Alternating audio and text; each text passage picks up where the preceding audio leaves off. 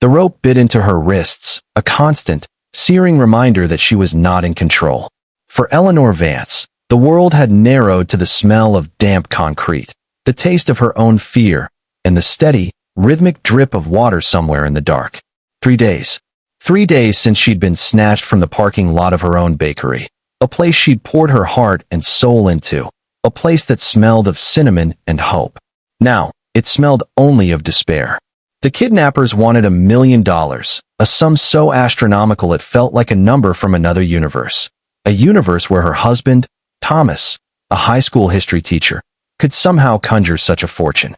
But the plot twist that was about to unravel was far more devastating than a simple ransom demand. It was a truth that would expose a secret buried so deep it had the power to shatter everything she thought she knew about her life, her marriage, and the man she loved.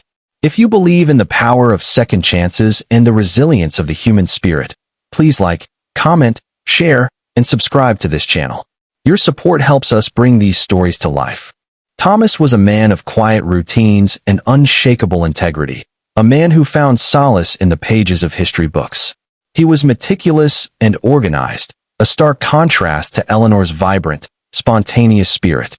Theirs was a marriage of beautiful opposites, a love story that had weathered financial struggles, the grief of a stillborn child they named Samuel, and the quiet, mundane battles of everyday life. But the ransom demand was a storm they could not weather. Thomas had spent every waking hour since Eleanor's disappearance in a state of frantic desperation, making calls, pleading with banks, and staring blankly at their meager savings. He was a man drowning, and the $1 million lifeline was a cruel illusion.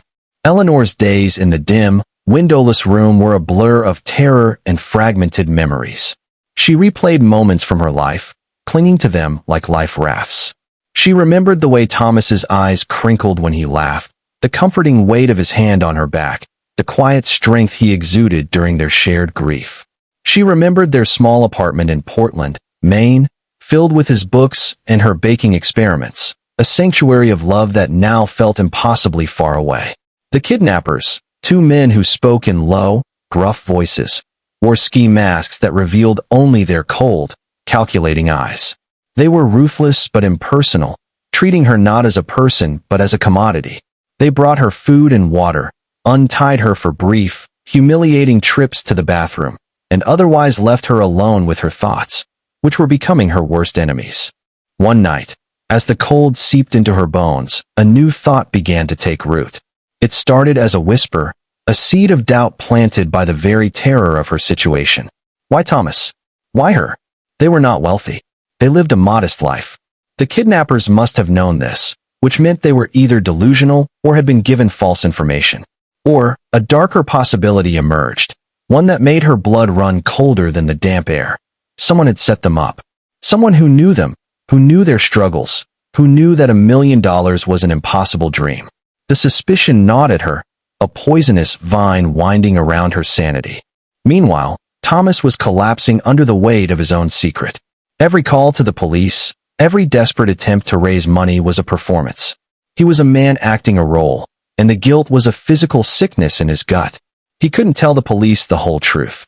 He couldn't tell them that the reason the kidnappers chose Eleanor was because of a lie he had told, a fantasy he had constructed from the wreckage of their lives.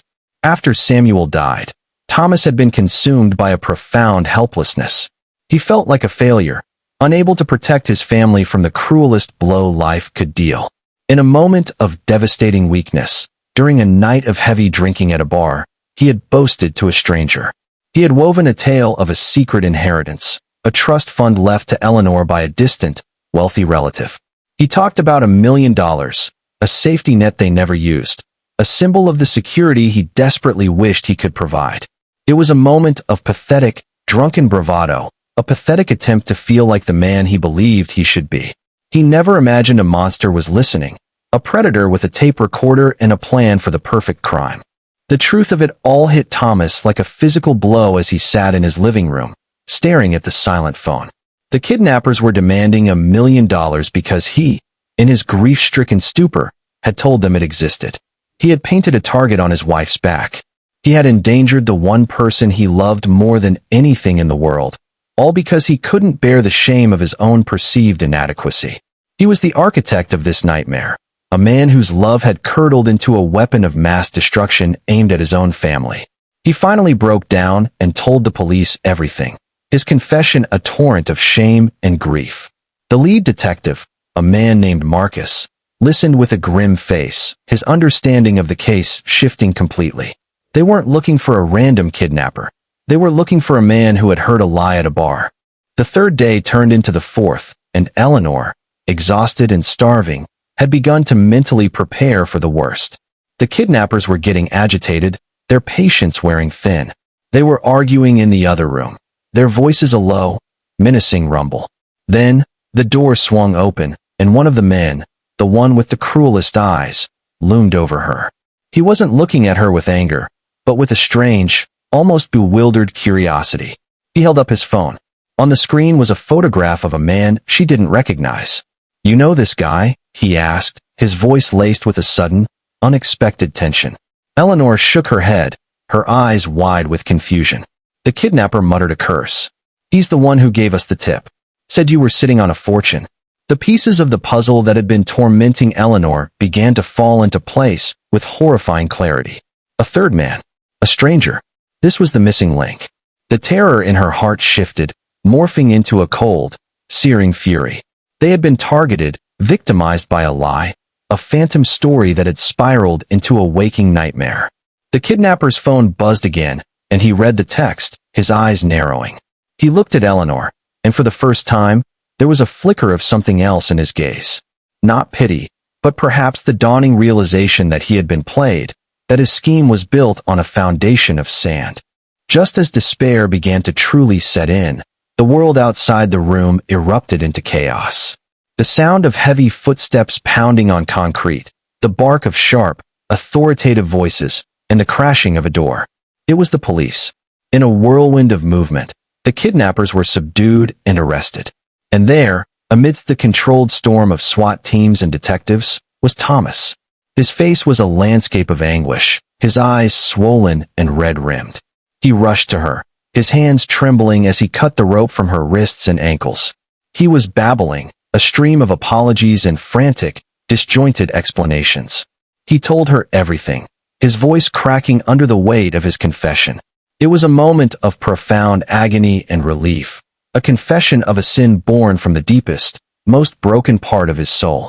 He told her how his lie had been twisted into a weapon, how he had destroyed their lives because he couldn't stand the feeling of being a failure. Eleanor stared at him, her body aching, her mind reeling. The man she loved, the man she had trusted with her entire being, had inadvertently orchestrated her kidnapping. The emotion that flooded her was not anger, but a profound, crushing sadness.